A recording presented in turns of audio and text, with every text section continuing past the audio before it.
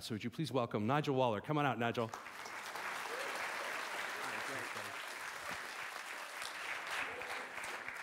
Good morning, everyone. As Andrew was saying, the title of this session is Mind Shifts. I'm going to change the way that you think about the mobile phone. Now, I imagine most of you have a mobile phone in your hand. And I know Andrew's busy waiting for one of them to ring. Now, imagine how it would be if you didn't own a mobile phone. Imagine if you had one phone amongst the whole of your family. Now, that's the situation for a family that I went to go visit in Kibera in Kenya. The father of the family, Mimoso, he runs a carpentry business and he has a mobile phone. His wife uses the same phone to connect with a local social co-op. And the daughter in the family uses it to contact a boyfriend, who Mimoso doesn't like. So you can imagine the conflict that's there. You can imagine the difficulty of those members of the family to conduct individual social lives. Now, I hear you thinking, well, maybe this is just tens of people or hundreds of people. And I've been in this industry traveling around the world for over 20 years. And up until 6 years ago, I thought exactly the same thing. I thought I'd been visiting developing countries. But then I went to a little village near Limpopo, near the border of Zimbabwe, about 6 years ago. And a friend of mine introduced me to what really happens. And I was amazed by it. And after 4 years of thinking about it, I came up with some thoughts. So firstly, there are 1 billion people in this world today sharing phones. There's 3.5 billion people that have a mobile phone or SIM, but there's another billion sitting below that. These 1 billion people live on an income between $1 and $2.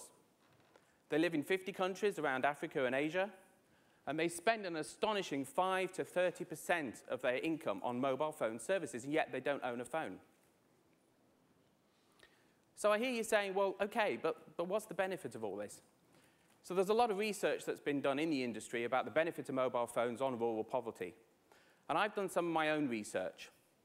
I've worked out that for every mobile phone in the hands of one of these people, you can reduce cost savings by $6 a month per person and increase their earnings potential by $5. Now, what's stopping us, distributing lots of mobile phones out there to these 1 billion people? Well, obviously, a lot of us are in the hands of the mobile operators that are out there. And the biggest problem is handset costs. That single handset that those 1 billion people don't have is the equivalent of you buying a handset for $5,000 here. That's the equivalent price of a $25 handset. It's a huge barrier to entry, as I can hear you thinking. And then obviously, to these mobile operators, these customers are low revenue. They're not that interested in them, because ultimately the operators want to make a profit. So with that in mind, 2 years ago, I had the Spark. And the Spark went along like this. Today, you can access email from any computer anywhere in the world. All the functionality is in the cloud. Why can't you do the same thing with a mobile phone? Why are you restricted to having the mobile phone and all that functionality in that device that you're holding? Why can't we put that mobile phone up in the cloud? And that was the Spark that we came with. So how this affects Mimoso here is that him and his family can each have independent lives. They can each have their own mobile phone number. And the technology that we've developed over the last 2 years enables him to have that mobile phone number and yet access it from any account on any phone anywhere. And how does this affect the operators? Well, we've run business models now that shows that there is money to be made here. These people can bring in revenue for the mobile operators. So what we've been doing is we've been working with the mobile operators, the local communities, NGOs, universities, in putting our model and our social economic system together. We're now ready to go. We've been proven. We've been running in mobile labs in South Africa now for the last couple of months. And only this morning, I heard that we completed the last final test. The system's now fully working.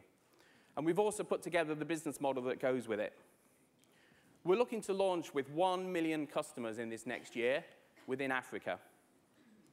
And we hope very much that not only is this going to affect the way people communicate with basic communications with voice and SMS, but that we're going to affect a whole host of industries around us. You can imagine the impact this will have. So that's the story about myself and my company, Movirtu. And you can find more information if you go to movirtu.com. And I'd love to hear from you on how you can help us. Thank you. Thanks, Andrew.